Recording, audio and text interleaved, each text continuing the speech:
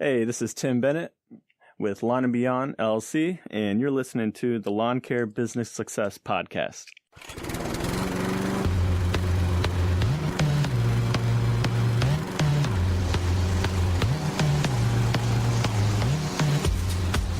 You're listening to the Lawn Care Business Success Podcast, the weekly show sharing proven methods and systems in marketing, equipment, and customer service, educational and motivational, to help make your lawn care business an overwhelming success. Now here's your host, Julio Tomei. Welcome, Lawn Care Nation, to another episode of the Lawn Care Business Success Podcast. I'm your host, Julio Tomei, and this is episode number 136, entitled Interview with Tim Bennett from Lawn and Beyond LLC. Well, hello, everybody, and thanks again for joining me this week on another episode of the Lawn Care Business Success Podcast. I really appreciate you guys tuning in, as always, and downloading those episodes, as well as any questions or comments that you guys have been sending my way. Now, just before we get started with this fantastic interview, I just wanted to mention to my podcast audience here, I know I've mentioned on the YouTube videos and such, but I haven't mentioned here on the podcast that I do have or have released podcast t-shirts, or a line of podcast t-shirts available through Amazon.com. And for you Prime members out there, you also get the 2-day free shipping, 2-day turnaround with that as well. So currently there's a couple of designs up there. I've got a bunch more sort of in the works that will be released over time. But that is there and available for you guys.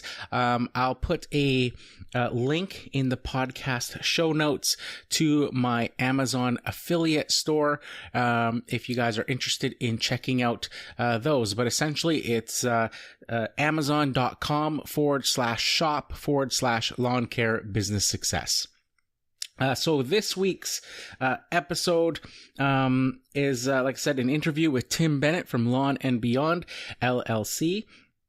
And Tim is going to share his story with us about how he went from homeless and addicted to drugs and having no tools or anything like that, and basically finding a new focus in life, and deciding to take his life to the next level, and start up a lawn care business, and just put everything he had into that, and to give up the drugs, and just focus in on this new goal for him to turn his life around. So I'm just going to play the podcast announcements, and we'll get right into the interview in its entirety right after this. So stay tuned. Hey guys, if you have any questions or comments about the show, I'd love to hear from you. You can head on over to lawncarebusinesssuccess.com/contact. And while you're there, why not join my mailing list and get access to a free PDF document of a landscape maintenance contract you can feel free to copy and use in your own business. For you Instagram users out there, be sure to follow me at Lawn Care Business Success. And if you haven't checked out my videos yet, well, what are you waiting for? Be sure to subscribe to the Lawn Care Business Success YouTube channel. Now, I know you guys love listening to audio while you work as much as I do, so I've partnered up with Audible to offer you guys a free 30-day trial and 2 free audiobooks of your choice. There's no long-term commitments, and you can cancel anytime. And get this, even if you cancel during your free trial period, you still get to keep the 2 free audiobooks. It's a great way to try the service and to see if Audible is right for you. So why not give it a try? Head on over to lawncarebusinesssuccess.com/audible. Now back to the show. Okay, so I'd like to welcome Tim Bennett from Lawn and Beyond LLC to the show. Hey, Tim, how's it going? Hey, doing great. How are you? I'm doing really, really good. Thank you very much for taking the time out to come onto the Lawn Care Business Success Podcast. I really do appreciate that. So I'm just going to get right in to the question. So tell us a bit about yourself and your business. Well, let's see. I'm from St. Louis, and I started this business just 3 years ago. So this year coming right now is going to be my 4th year in business. And I literally started from nothing. And previously, why I started the business of lawn care and landscaping is because prior to me starting, I was in another lawn business, and I was in the field for probably about 4 years and working with another company. And then he had fired me at the end of the season, before even the end of the season, and I was left like broken, didn't know what I was going to do. You know, I just acquired a truck. I didn't really have a home.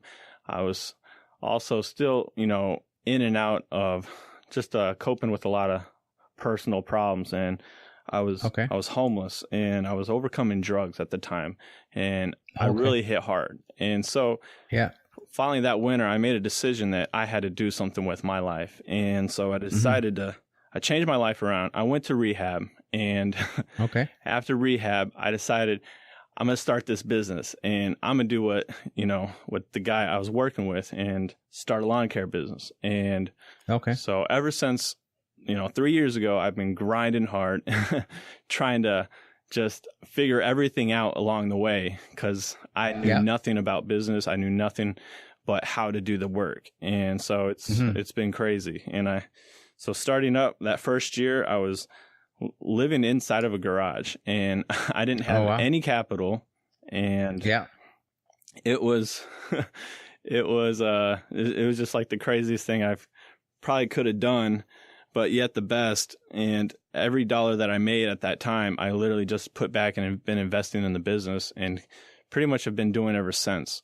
I started 3 years ago. And so it's been a crazy journey so far, but pretty fun at the same time. Yeah, it is quite exciting, especially that startup stage that everybody goes into. That's my favorite thing too, being an entrepreneur, and all of the business ideas I've had in the past. Just that whole beginning stage of the possibilities when you think about, what you could do with your life and how you can sort of take control of it and build something. That's fantastic. So, and with with yours, it's very interesting that you're, coming from that struggle right from the beginning. We've heard, from people similar who were, living in their cars and stuff in the past, and borrowing tools to get things done. So this is just another example, and to have to overcome, your drug addiction as well, and go through rehab and all that. Your focus must be very, very strong to be able to overcome that and stay so determined to keep on track with what you're trying to build. So that's pretty awesome to hear how far you've come in such a short time. Yeah, it's go ahead. So it's been great. I mean, just trying to keep pushing forward. I mean, with that behind me, and there's no looking back. Yeah, no, that's awesome. Congratulations with that. So I'm assuming my next question is your lawn care business your main income or side hustle? So I'm assuming it's your main income now? Ever since I literally started the business from being homeless, it's been the only thing that I've done, which, on the side of, I'll do different hustles on the side in the past, but right now it's just focused completely on the business and nothing else right now. Okay. So what first attracted you to thinking about doing a lawn care business and the lawn care industry? What made you want to start your own business as opposed to maybe just finding another job or going to work for somebody else again? It was after seeing the other company I worked for and seeing all the ins and outs. I was literally getting, $12 an hour, and I was running a lot of his business and, not getting paid what I thought would be good enough for what I was providing for him. So I wanted better pay. I pretty much learned the ins and outs of estimating. He had me go do, talking with clients, just doing a great job on the properties and seeing good results from the customers. And so and then also not seeing a lot of work get done that customer had requested that he'd neglect. And so I was like, I want to be a company and make something happen that all these problems that I see, don't happen. And I want to become the company that will, be on time, that will make the phone calls, will show up, will get the work done for clients, and, not neglect clients, but we'll take care of the ones that we have before we even think about growing any bigger. And we'll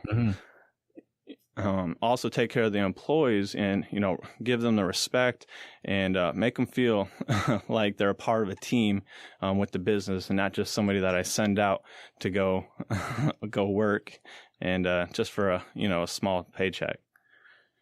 Yeah. Oh, that's cool. So you mentioned employees. Do you have employees at the moment, or are you just a one-man operation? Last year I did have a couple guys that were working with me, and as a lot of us all know and we see in this industry, it is so hard to keep people around. And that's one of the things I'm trying to focus on right now is trying to build a system to hire qualified candidates that will be willing to, stay around and, make a great atmosphere in the business for that to happen. Yeah. That's awesome. So with that, how would you, this is a question that I ask everybody, and I get a different answer from everybody, and there's no right or wrong answer, which is why I love this question. And that is, how would you, Tim Bennett, define success? Yeah, for myself, I guess I would define success as something that something you stick to, and that you pushing at your goals and reaching the goals, and just keep pushing forward in life in general, in all areas and all things, because like there is no limit, there's no cap on what you can achieve. Yeah, absolutely. See, that's a fantastic answer. And again, a different answer that I've received in the past from everybody. Like I said, everybody gives me a different answer, which is why I love that question. And the reason I ask it, and part of the reason why the podcast is even called the Lawn Care Business Success Podcast is because when people see, when a normal person, and I say normal as in a normal like 9-to-5 job type person, in that mentality, when they see the word success, they think money. But an entrepreneur, somebody who runs their own business, knows that the term success can mean so much more. And for other people, it's being your own boss. It's, having the time freedom to do what you want, when you want, or do the jobs that you want, and be able to not have somebody telling you that you have to go do this job, or when to take your lunch, or that, right? It means so much to each person. So like I said, that's a fantastic answer that you gave there. It just shows that the mindset of an entrepreneur, because not one person has ever come on this podcast and said money as their as what success meant, money can't right? define any success at all, for sure. No. So what type of equipment do you use? Is it predominantly smaller mowers, or are you in an area where it's bigger mowers? That's a funny question you asked that.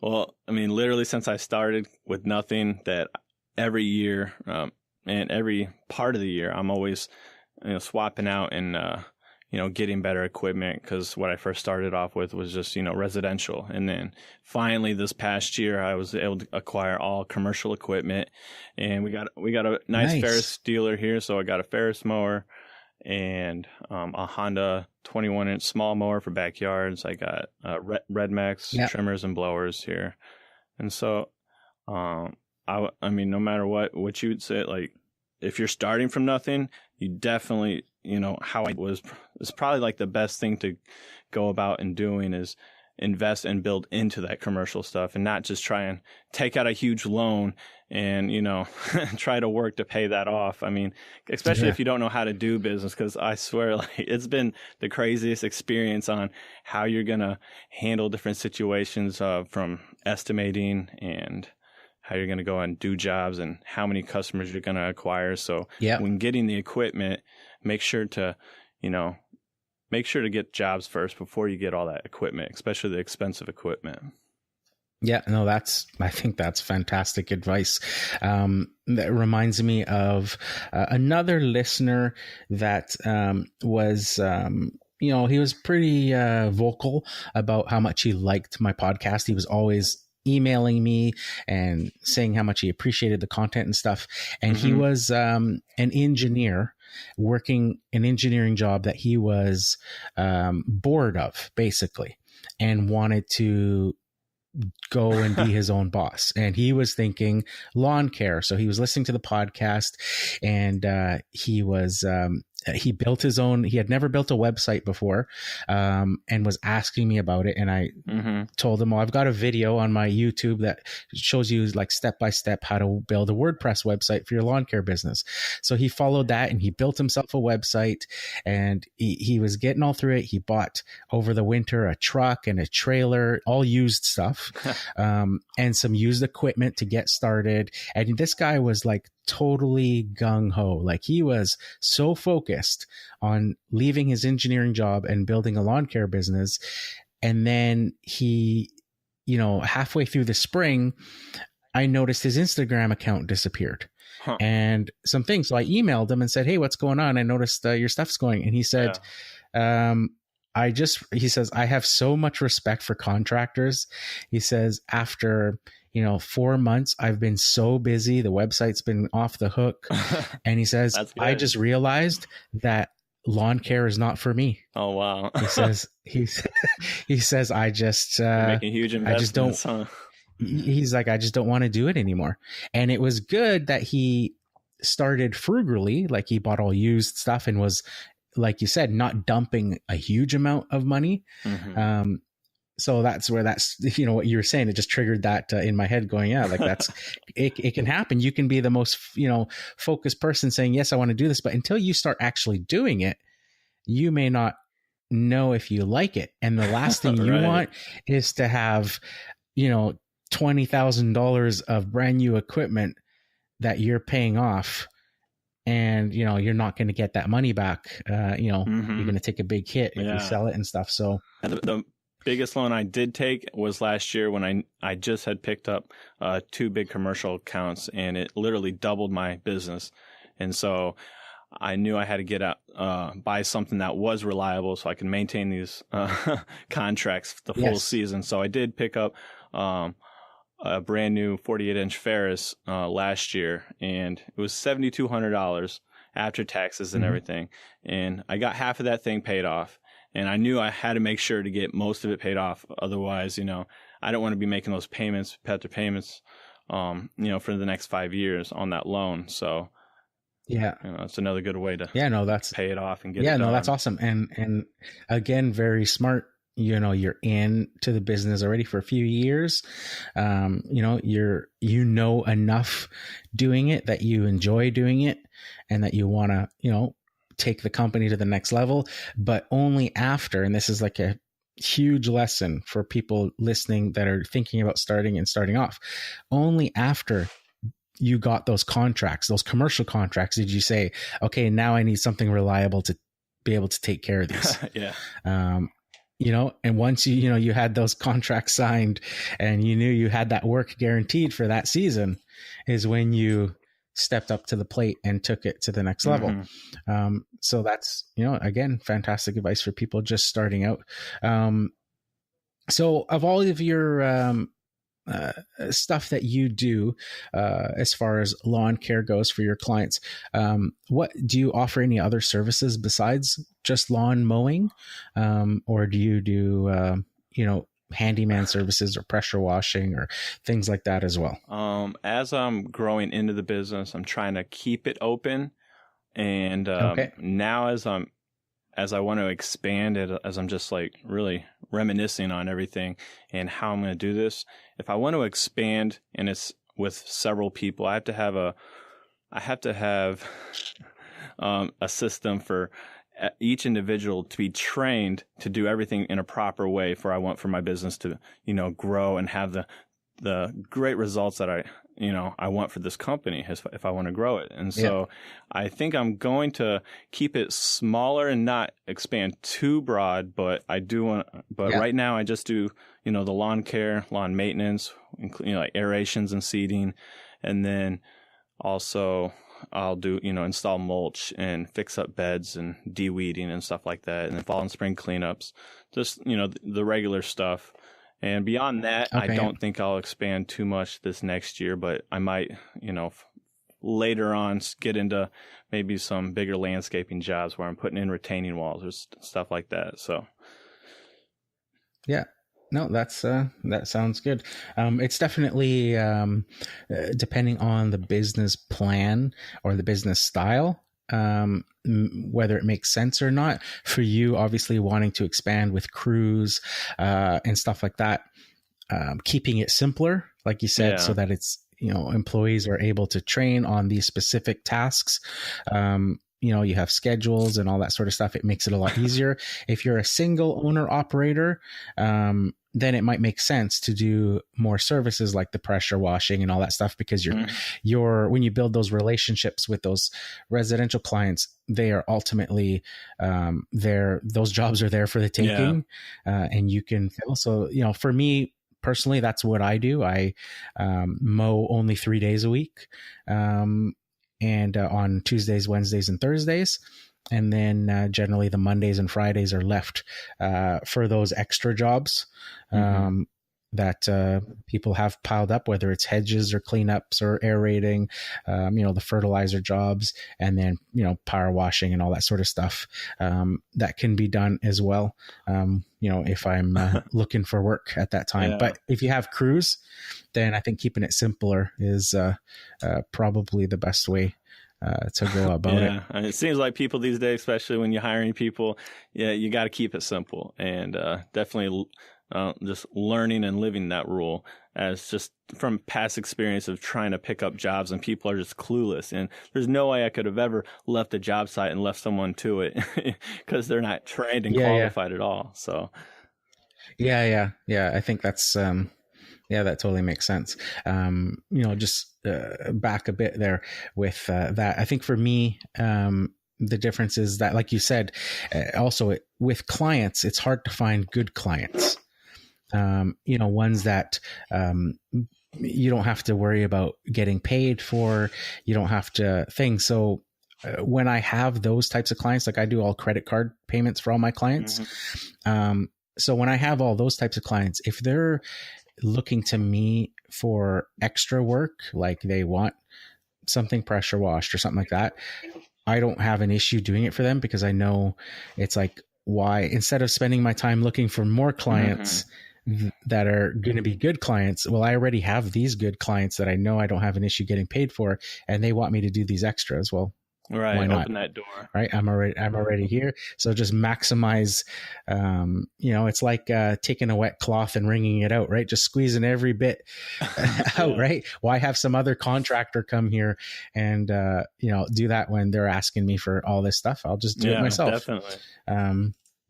But it just depends on the sort of business plan. I have no desire to have crews and to build some, huge, massive company. I'm completely, my success or definition of success is my time freedom and just being on my own, and, working my own jobs and being able to leave when I need to, and not dealing with employees and stuff like that.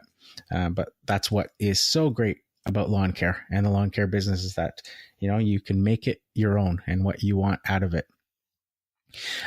So you mentioned that, when you were talking about buying that 48-inch Ferris, that you bought it after you got those two commercial properties. Right. So that brings me to the question, what do you prefer? Do you prefer the commercial jobs, or do you prefer residential jobs, and why? Well, almost after picking up those commercial clients, I found it a lot easier dealing with them for two specific reasons. One reason is they're not as picky if you go to a residential customer, and they're always picking on everything you're doing, and also collecting payment. They're always prompt on time. Usually, though, they do want their payment, it's a couple weeks delayed.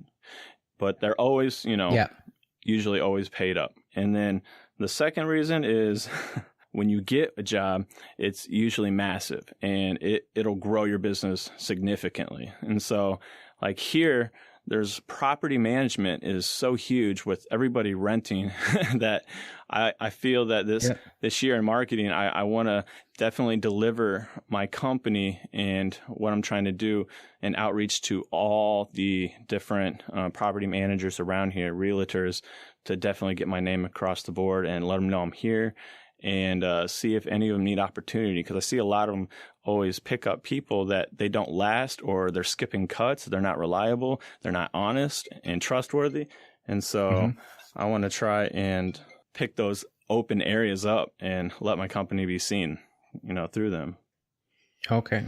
Yeah.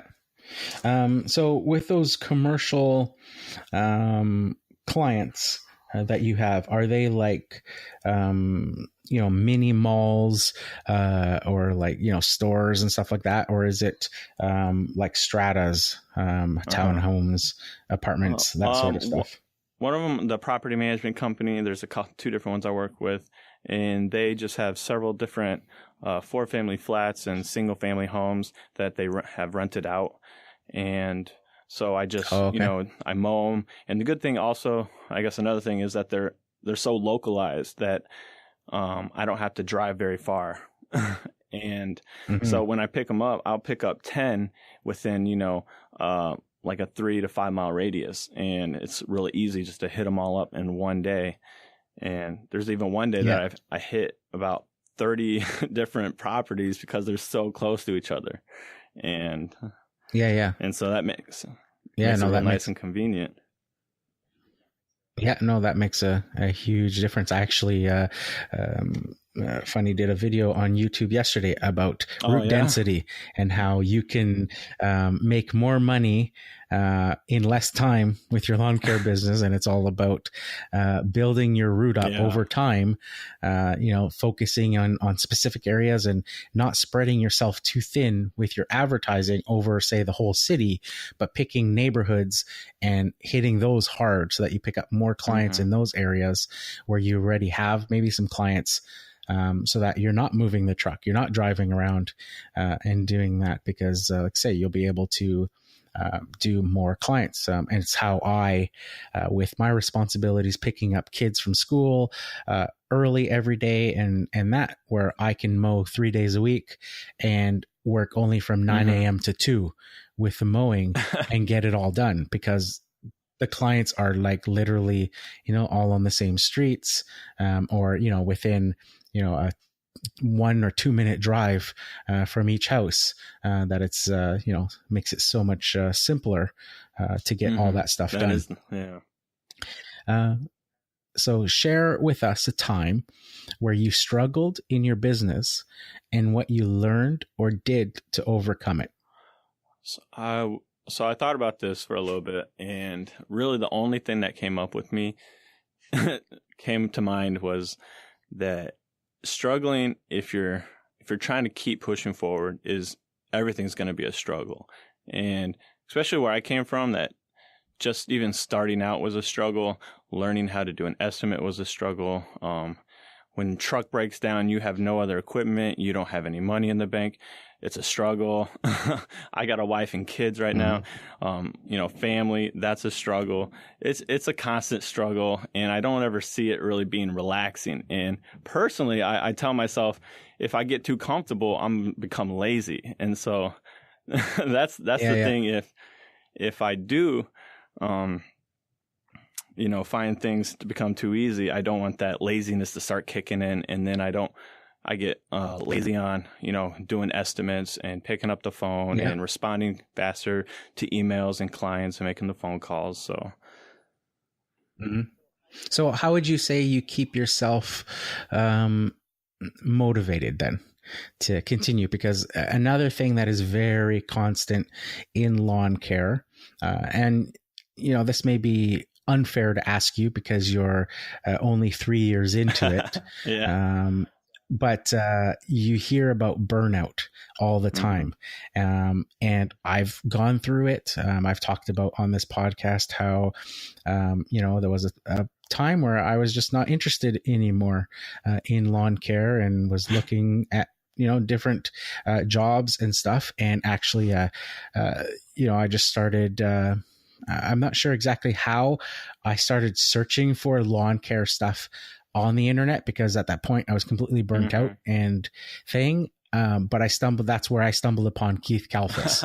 And I started to watch his stuff, and he was very motivational in his videos, especially his early ones early on. And it lit a fire under me that I was like, look at this kid. He's out there doing it.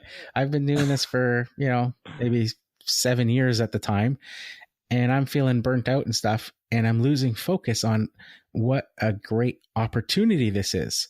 And, I'm starting to think, maybe it's better if I just get a 9-to-5 job. Oh no. And this kid is reminding me of how great it is to be, self-employed and stuff. Right. And it just completely lit a fire underneath me. So how would you say, like I said, it might be unfair to ask you because you're still in that 3-year, stage. But how would you say you keep yourself motivated from, like you said, being lazy and that sort of thing? Because it's very easy to fall into. It is, especially just doing the same thing over and over and not seeing results as well. For me, it'd be people like you, the podcast, that is a great thing. And I appreciate what you do for everybody. Thank you. And as well, the YouTube videos that are all over the place, and how people are really willing to network with the lawn and landscape company. Because personally, I don't have a mentor, and I think a lot of people, when starting out especially, it's good to have one. But I have a lot of people out there that I can look to and ask questions, and they respond through Facebook and YouTube. And everyone seems to be really quick to help each other out and not burn each other out. And I'd say as well, to keep the motivated drive, I also have a big prayer life, spiritually. Okay. Just spiritually driven, because I've been given the second chance in life, and I know I can't fail at what I decided to change my life to do. And I think as well, I can't get bored if I want to keep growing and expanding. I think I made that decision to just keep learning and not get bored with what I'm doing, because I'm a person, I love to learn. I love to gain as much knowledge and wisdom as I can. And then once I stop learning something, you get bored. But if I keep growing into something, then that can't happen, and there won't be any chance. So I'll be able to keep motivated, seeing these results happen in my life. Yeah. Excellent. That's fantastic. You mentioned your prayer life. Was that something that you were always, a very strong part of your life through even like the drug use and stuff, or did it predominantly start to happen through that transition? No, not at all through drugs. I was always wishing, God's there, but it's always in the back of everyone's head, kind of. But really, it was the epiphany when I was right before rehab. I literally had, God had came down, and He had revealed Himself to me, like all glory. And like I was in the midst of possession by so many drugs I had taken in. And so then I just called out on Jesus, and literally He came and He showed Himself to me. And so ever since then, I've been seeking a strong prayer life, a strong relationship. And it's been led all the way. I can't deny that He's given me all the strength. Yeah, no, absolutely. It reminds me of that story that I've seen. I'm not sure, exactly where it came from, but it's something about, I think footsteps in the sand, and somebody struggling walking on the beach, and seeing only one set of footsteps in the sand behind them, and calling to God and saying, why have you abandoned me? I'm struggling here. I need your help. I need you to help me through this. And then somebody points out that look behind you. And what do you see? And they say, only one set of footsteps. And they, basically say something like, well, those aren't yours. Those are the footsteps of God right. carrying you through it. Right. Most definitely. So, it depends, so yeah, that's a really inspiring story there. You can draw a lot of strength from, times like that. And it's interesting how God will reveal himself at certain times. I remember once, as a story, I don't think I've ever told this story on this podcast. I was going to almost like a Bible study type class with my wife for a program. And, they were talking about how when you appreciate, say, your environment around you, you say it's a beautiful day, you say, look at those mountains, look at the ocean, look at that sunset, that you're praising God because God created all of that. So they say, take a moment to appreciate the things around you. So I remember one day remembering that. And I remember that, I had at the time some pet birds. Some budgies and lovebirds and stuff, right? So, and they would always clean themselves, right? So they'd be, going into their water dish, getting some water and cleaning their feathers and stuff. So I was in the kitchen one day, and we had this sun deck, and there was some puddles of water in it. And I saw these birds fly down onto the deck, and they started to clean themselves, and they were like little sparrows or something. And I was like, hey, if I grab my binoculars, maybe I can get a good look at these birds clean themselves and see how they, clean themselves as compared to my pet birds.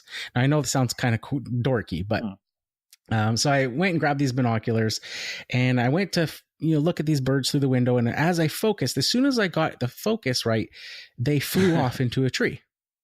So I opened the door and I walked to the end of the sun deck, and I tried to focus on the birds in the tree, and they flew off again. And I literally said to myself, this was like a week after. And my wife I didn't notice at the time, but my wife had followed me out onto the deck. And I literally said to myself, what's the matter, God? Don't you want me to appreciate these birds that you've created? Like, I was almost like ticked off that, I was trying to appreciate his work, and these birds keep flying off.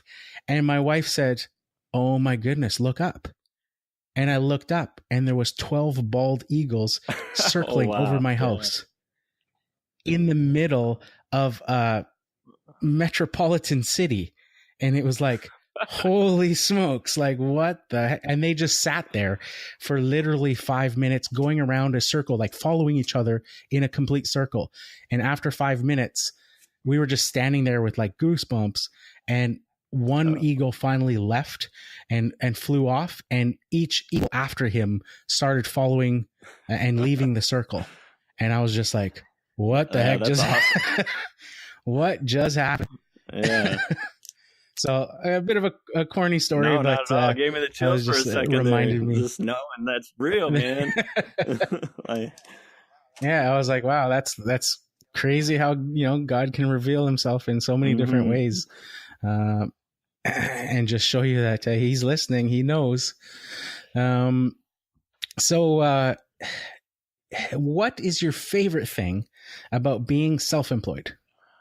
I like that the options are unlimited, and that when I want to work, I can work, that, whatever I want to charge, I can charge. It's so open. What I want to do for the business, I can do. And that's what I really like about it. I can build this culture what my interests and what I like, and I don't have to conform to any other business and how they run their show. And so it's so nice. Absolutely. Yeah, no, that's awesome. That's, that kind of brings me back to that definition of success, and what it means to me is exactly what you just pointed out there, is just that whole, freedom of being able to do what you want and make it what you want and build it to what you want, and without people telling you any of that. So in your business, you've been in business now for 3 years. You started from absolutely scratch with no clients, no equipment, none of that. How did you start marketing your business? How did you start picking up your first clients?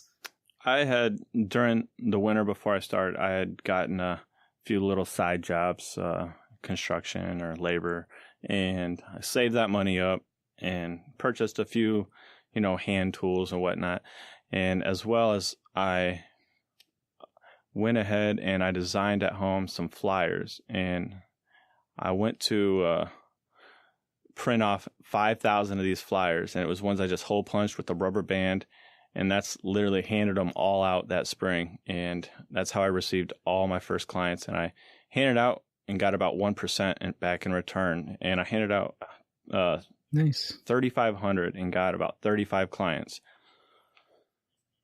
Well, definitely a solid start to get going. So did you said you had with purchased that because, I was so underbid. I was so excited for these jobs that I was, telling customers, I'll mow it for $20. I'll mow this, I'll mow an acre for almost like $40. And I was going crazy over, like, just so happy, like a kid candy store. But slowly after time, I'm like, oh man, taxes I can't do. I can't afford any more equipment. And so my first 2 years, I was just so burnt down and I couldn't maintain anything. I didn't know what was going on. And I had to force myself over that like next level, that limit of, my self-defeating behavior of saying I was worth it. And I believed in what I was doing, and just a lot of things that can stop you, that fear, of trying to overcome in your business of, every little level, whether it's employees or customers.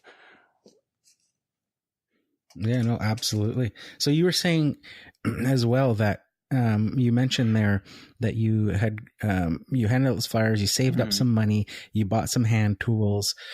So did you even have a mower at this point when you were starting out, or were you doing just other types of jobs? I think I went on Craigslist and I got something for like $50. A piece of crap that was just broken down. Just like a exactly. push mower type. Yeah. Okay, so you basically got very humble beginnings there and just went with it. That's awesome to hear. So now going forward, you're 3 years in. Obviously, you've built up enough work to have, you said you had some employees. So what have you done now to market your business as opposed to what you did when you first started? And share your number one marketing tip with people. Well, now as I'm growing the business, as you tried saying before, when you click on my website link, it's not working. And I'm trying to build this website and actually get a return on the investment, a good ROI, because I really believe that, like, I think even in a lot of cities that, the lawn landscaping business, they don't focus and work hard on that part. And it's so open and easy to do. And so I know I've already gotten some phone calls just because local people where I live, they've seen my name somehow. I don't even know because I didn't really even list it or anything, but they saw it. And so I want to focus more on that. And as well, I think I'll do how you were saying, I need to condense, because when I first started and I was handing out flyers everywhere in the city, way out in the county, 10 miles away, 15 miles even, just to try and get anything. And I picked stuff up, and now a lot of those clients, they're in nicer neighborhoods, so the value is worth driving all the way out there. But to get my foot in that door was nice. So now I want to try and build in that neighborhood and probably just hand out flyers, on those blocks now instead of the whole neighborhood, just hand out flyers on that block. And the third thing is really with the commercial clients. I want to contact all the local commercial clients and or people out here doing property management and build relationships with them. Yeah, absolutely. Yeah. What you were mentioning there with the condensing and stuff. And with that video that I did yesterday, basically what I found over the years was that, you're a little company when you're starting out. And, you've got you're doing your best to, brand your business and all that. But if you're, in a huge city and, it takes you, say, half an hour, 40 minutes or so to drive from one end of the city to the other end of the city, you're spreading yourself out way, too thin. I was spending so much time driving around, and I would work in one neighborhood. And, as a lawn care business, you're working during the day when most people aren't even home. So you would get this one call, you'd go out to this house, and there'd be no neighbors around because they'd all be at work, and nobody would see you. And you would do this one job and then you would leave. And I just found it very, you weren't getting as many walk-ups, and all that sort of stuff to try to build that business.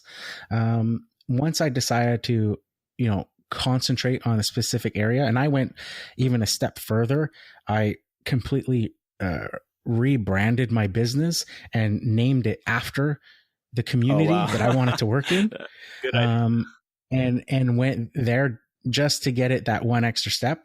And now the difference is that, like I said, you're condensing your building, but the thing is the truck, the trailer, the branding, I'm not leaving this area. So it's, it's the same people that live around me, my target customers that are going in and out, of their neighborhood as well, and shopping. And, if I stop at a McDonald's or something like that, it's the ones in my area that I'm trying to target. So it's all the same people every day that keep seeing my vehicle. And it just, that branding goes so much farther when you're a little company. If you keep targeting the same area, the same thing, because they'll see you working on this block. And then maybe the other day they're, driving to the grocery store and now they see you parked over here and they keep seeing. Whereas when you're spreading yourself, over the whole city, you don't get that. And it makes it so much harder with a small company.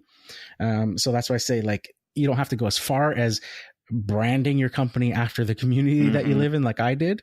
It certainly helps, but just focusing in on an area and you'll get so much more from your vehicle. Like if you have signage and graphics and wraps and all that stuff, you get so much more back from it when it's in a specific targeted neighborhood over and over and over again.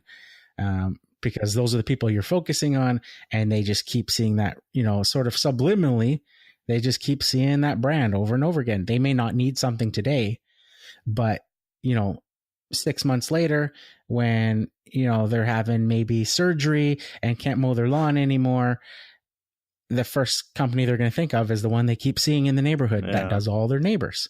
And obviously you do a good job because you're still working in the neighborhood. So yeah, it's just, that condensing, I think, is so important for a small company so that you're not spreading yourself out. I'm glad you say that about the branding though.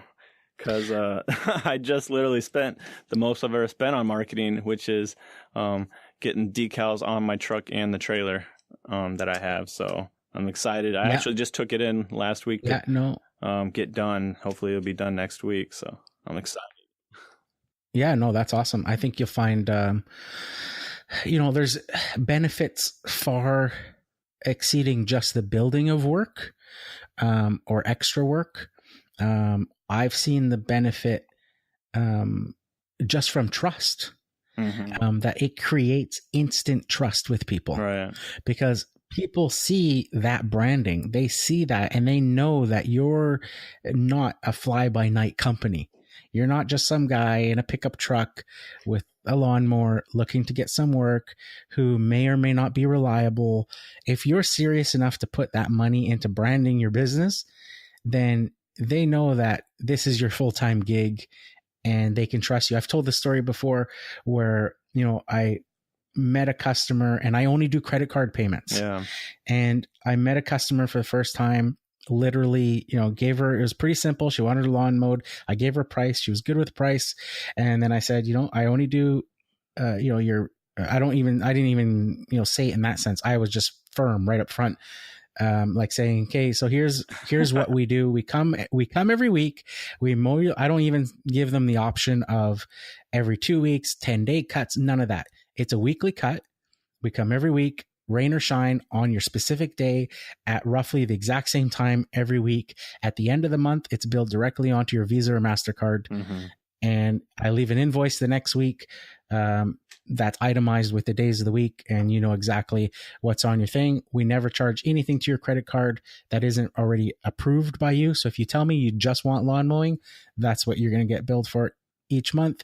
If you want lawn mowing, fertilizer, aerating that I quote you now, that's what you're going to get billed for. But I'm not going to come and trim a hedge and, put that on your bill without talking to you about it first. Right. I'll suggest stuff that need to be done. Right. So I'm very firm about there's no wiggle room with them saying, well, I want to, this, or, I only pay cash, or this is how it is.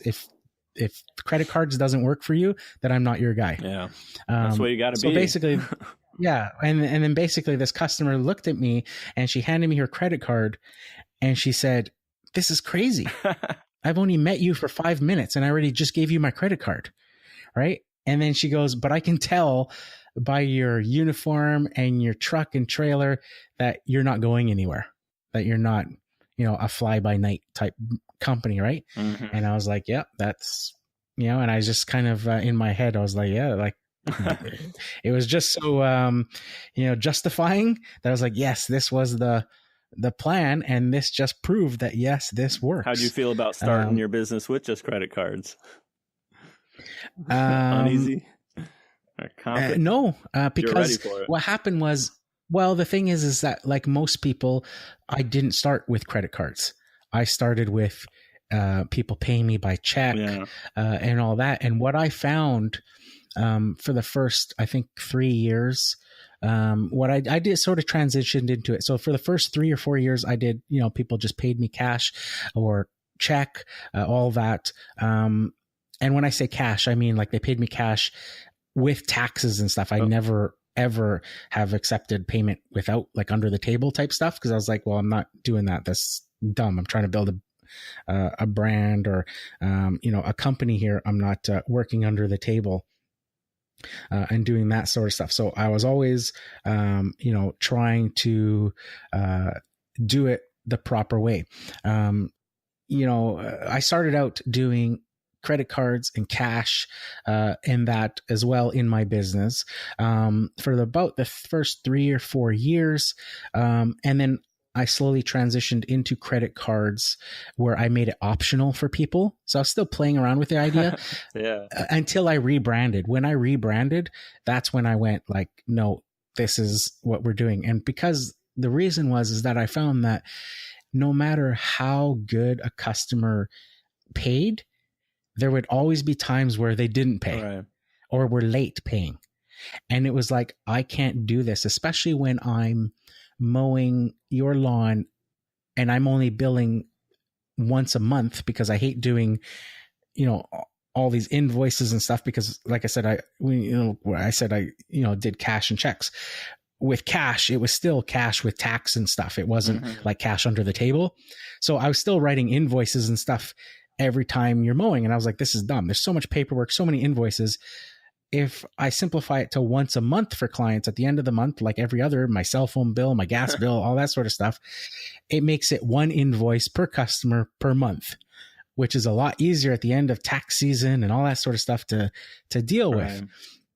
So what I found was, you get customers I had customers that would leave me, checks in the planter or leave a check in the barbecue or leave, they had areas where they would leave the check or in the mailbox or whatever. Some would mail them to me, but there would always be times where something would happen.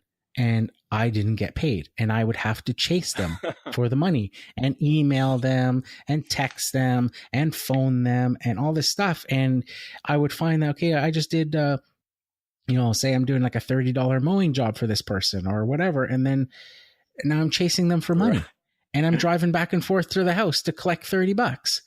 And it's like, what's the point of this? You're sounding like me right now.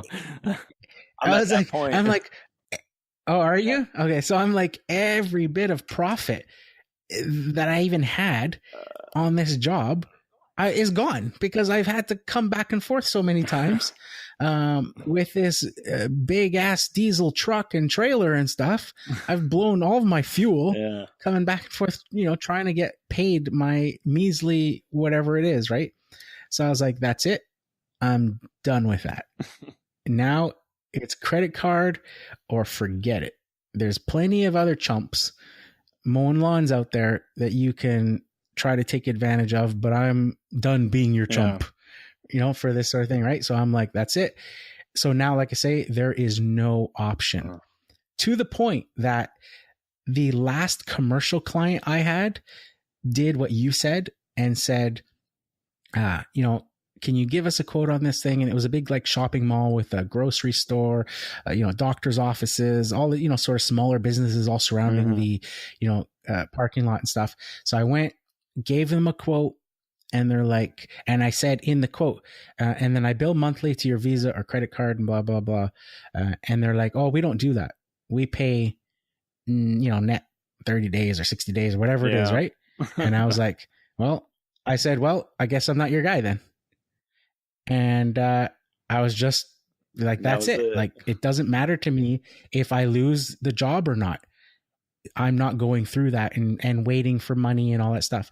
And I get an email back with a credit card number. Oh, wow. And I was like, there you go. They obviously have a credit card number for taking care of stuff. Right. Yeah, exactly. So it's like, why is it that when I give you a bill for services that I've done over the past month, that it takes you 60 days now to pay me for that work?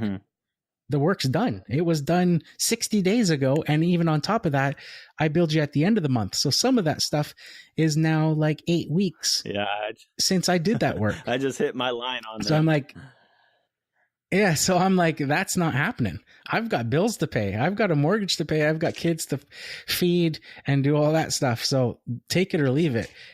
I get your credit card number. I charge you at the end of the month. That's how it is. And if you don't like it, there's tons of lawn care companies out there that'll probably accept your terms. But if you want me and you want the reliability and, everything that I bring to the table, my experience and all that stuff, this is how it is. Of course, most, commercial properties probably will walk and say, nope, that's not how we do it. But, it depends on what you're doing. But for me, it was like, it doesn't matter to me. I'm not chasing money. It's just not working for me. I understand that completely. That was one of my last YouTube videos I made myself, was because I'm trying to make this decision and make that system up for this following year to receive only credit cards, put everybody on credit cards. Because I've even this last year had several customers that were always dependent and reliable. And then all of a sudden this winter, I'm over $2,000 of unpaid invoices. And I'm like, look, I got a truck that I want decals on, and I got stuff that I got to pay off my credit card, and I can't do this anymore. And so I'm doing it. Yeah, no, it's just so annoying. I would, call customers. I would, like I say, finally it's, I would have to literally show up at their house during like dinner time, knocking on the door and going, and it's sad. Some of them I would knock on the door. I know there was one that I mowed for like 3 years. There was never, they always paid on time, and then they just stopped paying on time and just stopped paying at all. Right. And then I would email them and wouldn't get a response or would get an excuse. And, it just happened over and over and over. And, finally, I just went to their house and knocked on the door, saw their car was in the driveway, knocked on the door. they weren't expecting me. They opened the door and I was like, hey, and they're like, oh, what's going on? Right. I said, well, I've been emailing you. I've been, trying to phone you, leaving voicemail and all this stuff. You still owe me for like 2 months ago, for the thing. Right. And, then they got in a huff, like I was being rude or something, and, grabbed their wallet and wrote me a check right there. And, I got my money, and then they fired me after. Right. Wow. So it was like, whatever, like answer your emails. There's no excuses. I've left like 5 or 6 voicemail messages. I've left emails for you. I've done all this stuff, and you can't respond to them and say, hey, we'll get you the money by whatever day or what, but you still expect me to come every week and mow your lawn while I'm waiting, sort of thing. Right. Mm-hmm. So that's why it was just experiences like that. But I always found that when the final straw was always me having to go and see them face to face. And when I did that, I always got my money. It was like, because it was then, I guess, uncomfortable for them to have to be looking you straight in the eye, making excuses or whatever. It was like, there's no excuses for when you're asking them, well, I haven't heard from you. I've sent you like 6 emails. I've tried voicemail and stuff. What do you expect me to do but come to your house and ask you?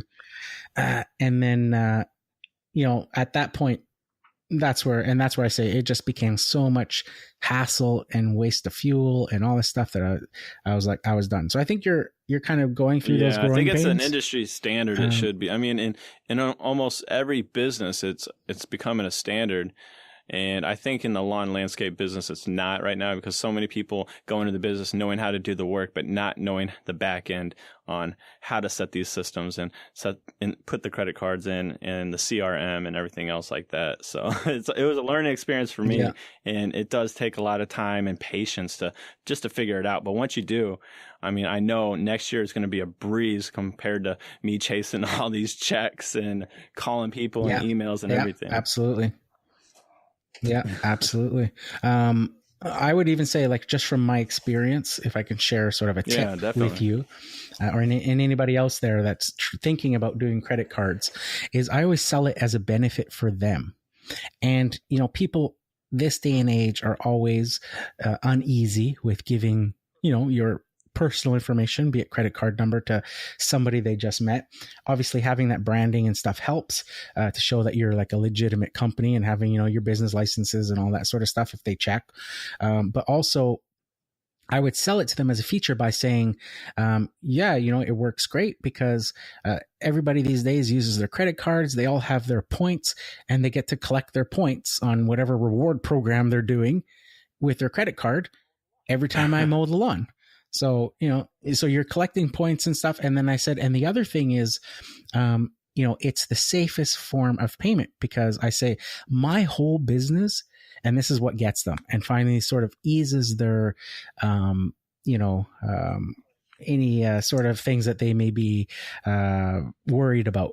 And I say, I bill every client with credit card. The only reason I can do that is because I'm, billing them fairly. I'm not overcharging them. I don't have complaints on the credit card. I said, if I started to take advantage of your credit card and you phoned the credit card company and complained and say the next customer did that and the next customer did that, they would take my merchant account away. And in an instant, I would lose how I can collect money from all my clients. So I said, I'm not going to do anything to jeopardize having a complaint on my merchant account. And that totally puts them at ease, because they start to go, okay, well, that totally makes sense, right? Why would the guy want complaints and have his, a whole account and stuff taken away and not be able to collect your, fees on stuff on credit cards and stuff? And it just totally, and then it just takes a season with that client where they see that, you're billing them just what's on the invoice, you're giving them the invoice, and, it just builds that trust. And then there's never an issue after that. But for those customers, I just, I sell them on they're getting their points, and that, it's the safest form of payment, because, it you're not taking advantage of them because you're not going to do anything to jeopardize that credit card. So, you can sort of use your own lingo and your own sort of thing on it. But around those things, I find that it just totally, you can see the body language of them relax when you say that, and they're like, oh yeah, that totally makes sense. Right. And then the other, thing that I don't mention, but the other thing to remember too for people is that, most credit cards protect them anyways from, any unauthorized charge, like $50 or more or whatever it is. Right. So it is the safest form of payment that they can use. But of course people are, worried about, all that sort of stuff. But once I say those few things, it's, they understand. There's no issues with it. Right. So just something to think about, but I would totally, if I was you, totally look into it and go for it. Another tip I would say with credit cards is, check the rates that the credit card companies charge you for the merchant fees. And see if there's any. I'm not sure if there's any in the United States that do this. The original merchant company that I was using was charging me a percentage and a transaction fee for every credit card transaction I would do. And the percentage was different for each credit card type. Oh, wow. And this is how they paid for those points. So, when you think about using your credit card and getting points, you're getting free points and you're getting rewards. Somebody has to pay for that. Yeah. Usually it's the company that's charging your credit card. So there would be a couple of credit cards like these super high end, max reward platinum cards that give the people like all the best rewards. And when you're asking somebody, you're quoting a job and you're asking them, you're telling them I only do credit card payment. You don't know at this point what type of credit card they're going to give you, what type of reward program it is or anything like that. So I was finding after, like, they would give me, if it was a person giving me this particular credit card, I was getting dinged that transaction fee. Instead of it being, 50 cents for that transaction plus the percentage, I was getting charged $10 plus the percentage to charge that credit card because it was this max reward and that customer was getting like crazy rewards on that card. And it was like, well, this is ridiculous. How do I know to quote somebody what I'm going to quote them if they're going to charge, me these fees on these credit card transactions? So I would say just make sure you look at, do your research on if there's different rates for different types of credit cards. I ended up finding a bank in Canada here, and that's why I say I don't know in the United States how it is, but that do for small businesses like mine that do flat rate. So I don't get charged any percentages of the transaction, and I don't get no transaction fees. I just pay, and they have different tiers. So if you're a really tiny business, it's like $30 a month, but that's all you pay. Yeah. And you can charge up to, I think, $30,000 on that tier. And then the next tier is like $70, and you can charge up to $75,000 a year on credit cards. So it doesn't matter how many transactions or thing, as long as you pay that set amount every month, you know exactly. So it just makes it way easier for that, and not having to worry about this person's using this rewards card. Now I'm going to get charged extra for this or that, or you're doing a little transaction or a big transaction. It doesn't matter. So just do your due diligence in finding the different merchant accounts, because you don't want some crazy bills. Yeah, so there's a lot to it. But once you're comfortable, right? And there's so many more options now with, the whole Square and all these other companies coming that let you put phone readers and all this sort of stuff in, right? That I don't do any of that. I just do over the phone transactions with my client cards. Oh, okay. Over the phone then. So I think the system I have through my CRM, I can actually send them an email, and then they can just add through the email. Nice. And then I can just see it, and then I can charge it as I go. Oh, okay. Yeah. Yeah. There's so many different ways they that they do it. Different types and different plans. Like I can get the mobile reader if I want. I can do it online if I want. But there's other fees associated with all those sort of different options. So the simplest thing from my particular situation is I just keep their credit cards on file, and then I just charge them over the phone at the end of the month. And then it's all done. But yeah, the fees are the big thing. You want to look into the fees and make sure you shop around and see what's the best, right? Because then you become into that sort of system where it's like, well, I want to offer credit cards, but it's actually costing me to offer credit cards like way too much and all that. And I've seen that a lot too. And then they make you always sign contracts with those credit cards companies to be able to charge. So I think at least here in Canada, like the first time you sign up to be a credit card merchant, it's like a 3-year contract. Wow. Yeah. And then once your 3 years is done, then you can renew by the year after that. So it's only year to year after that. So it may be different in the States. Yeah, I don't think there's any contracts. Oh, you're lucky then. Yeah. The next question I want to ask you is, so what are your future plans or goals for your business?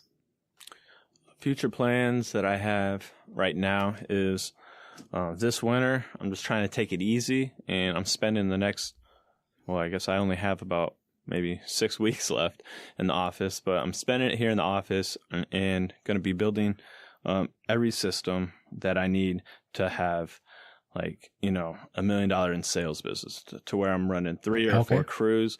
And so I'm just trying to think really big and outside the box from when I get a phone call to when I go out and give the estimate, and then I give the bid and, making the sale, and all the way to doing the job and billing them. And, how I'm going to do all that to play with the least amount of headaches and, just the fastest way as well, and most reliable way that is simplified. And so that's what I'll be spending these next several weeks doing as well with the website for the marketing. Just so much going on. I mean, I realized how everything last year, as I was I literally took last year and I was literally reading book after book, listening to podcast after podcast and YouTube videos, learning so much. And now this year I'm ready to start fresh and just put it all to good use. And definitely go at it, because I know it's not going to be easy, but it's a lot to do. It really is. Yeah. You just got to take it step by step. And so this next question is a new one that I haven't asked any of the previous guests, and it's because the last interview I did with Brad Lloyd from Your Way Lawn Care, he kind of flipped it on me at the end, and he asked me a question. And I thought that's a really good question, and I think I'm going to actually ask that to all the future interview people. And that is, what is the weirdest thing you've seen or has happened to you during business? Oh man, there's so many weird ones. One that I guess first come to mind is this one that catch you off guard keep you on edge is when I'm filling out a big old estimate for a big project for a guy, and then I go all the way there to go give him this estimate, and he looks it over. He wants to he just doesn't want to follow through with it after talking with him for weeks on end on trying to put together every little detail about what he wants. And then he's just like, no, I don't want it anymore. And it's just so it made you go through all that. Just like he was wanting rock and landscaping all around his house and in the back of his house. And it was just, it took me a long time, especially because I was so brand new at this. So it's not something I could just, figure out numbers off the top of my head. Because in the end of the day, I screw myself over more or less anyways, because I didn't know what I was doing. Yeah. And because So you're probably driving around a lot, getting prices for a lot things. of time and money spent in just the estimate for sure. Just a huge headache. No, that's crazy. And for it to go on for so long, until he, finally gets face to face with you, and to change his mind. So we're about 2 questions left here. And the first one is, what is, or share your best piece of advice with those just starting out in the business? So I want you to think of this, and I say this to everybody, I want you to think of this as somebody, your friend, comes up to you and says, "Hey, Tim, I'm seeing, you making your changes in your life. You've started this lawn care business. I'm thinking about doing the same." So this is a person that you like. This is a person that you would want the best for. Yeah. So you're going to genuinely want to see them succeed. What would you tell them about, starting their own lawn care business? Let's see. Well, that's not, I think I know how to answer this one pretty well, just because it pertains to a few people I've had come into the business, and when they see me doing it, I guess I motivate them so much that they just want to go out there and maybe start their own thing. Especially, because a lot of them seen me like where I came from. And so they're like, "Oh man, well, he's doing it. Look at me. I'm gonna go do it."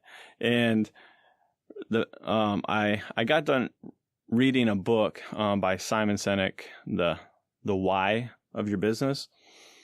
And while reading that book, it really put the foundation of my business. And so everything that I do around my business is evolved around that why, is that question. Why am I doing this business? And I think that's the fundamental reason, because if your why is just for money, you're really not going to probably, make it to the end because of all the stuff that you have to deal with through the customers and the time that it takes to give estimates and the time you're spent away from doing all the extra things that you'd like to do. You really have to, figure out and understand why and what the purpose is. Because if it's something that you really want to do, you're going to do it, and you're going to have that full passion, and you're going to know why you're doing it. Yeah. That's a great piece of advice for somebody just starting out, is to figure out, what is your why? Is it, like for me, it was the struggle of working for somebody else and having them tell me what I can or cannot do. I've told the story of on past episodes where, my wife was having our second baby. We knew it was going to be a C-section. I was working in this job. I had and because it was a C-section, we knew months in advance when this baby was going to be born, like to the date. And so I took time off, knowing that, the first time she had a baby, it was a C-section, and, being cut open all the way, through your front there, you can't get out of bed for a while. Yeah. It takes a few weeks of recovery and stuff. So she can't go and pick up the baby out of the crib and all that sort of stuff. So I was like, she's going to need help for this second go round. So I, told my work, this is when this is happening. I need time off. They said, okay, no problem. Months go by, a week before they fire somebody. Oh, wow. And the manager calls me into the office and says, and this was on a Friday. Of course. The Monday I was supposed to start my time off. My wife was, scheduled to have the baby on that Monday. And they call me into office and say, you can't take next week off. And I'm like, what are you talking about? Like, I gave you like 2 months notice. And they're like, well, we had to fire that thing. So now we're shorthanded. And it was like, are you kidding me? I said, that's your problem. I'm not showing up. I've given you guys, 2 months in advance notice. You all approved it. You made me go jump through hoops and stuff with their head office and all that stuff to get this all approved. It was all approved. And now you're telling me I can't take it because you decided to fire somebody. And then, and they said, well, if you don't show up, then don't bother coming back. Wow. And I was sitting there going, the amount of stress that this person just put on me when I've got a family, I have another baby coming in 2 days, and you're telling me basically that I don't have a job anymore because you're not going to give me the time off. Right. And I have no choice because my wife can't be at home with a newborn when she can't get out of bed to go pick up the baby or whatever. Mm-hmm. And it was just like that weekend was sleepless, and it was just so, and at that moment, that was my why. Life changing. And that's when I said, I will never, ever work for somebody else again in my life. And that's what got me on I had always played with entrepreneur, ideas and, had it in the back of my head and tried businesses, but that's when it clicked in my head. And it was like, I'm going to make it work because there's no other option. Yeah. There's no, going back to doing something else, like that.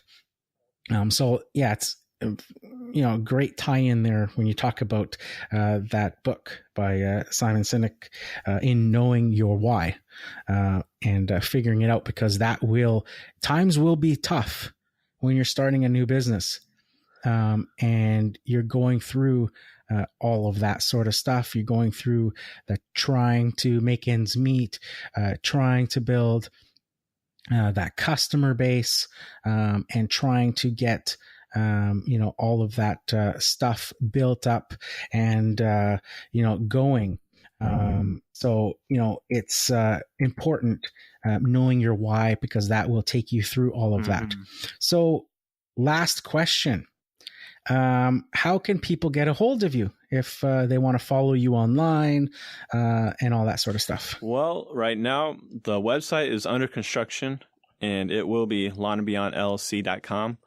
And with that, that's also my Facebook and Instagram, which I'm usually always on, which is Instagram, Facebook / Lawn and Beyond LLC. And then my YouTube, I don't really have a general made link, but I just created this YouTube. So if you can check it out, just look up the company name Lawn and Beyond. You'll find it. Yep. Yeah. And they'll find your logo.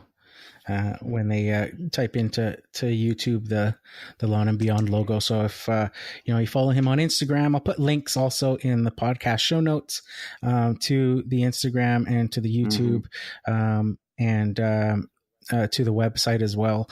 And people can follow you from there.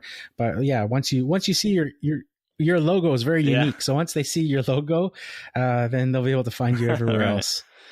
Real quick on the social media, though, for the next for the month of February, I am called to take a social media fast, and I'm really just going to disconnect and focus on these systems and build everything. And I'm be coming back, 110% on all this, and also share all the information, everything that I acquire and deciding to do with the business. So I'm excited to go forward and get this done. It's gonna be Yeah, no, that's awesome. It's great to focus on what you need to get done before the season starts. You can burn a lot of time on social media and end up with not a lot to show for it at times. So it's good to focus and recharge your batteries too, and get that done. So it was really nice talking to you.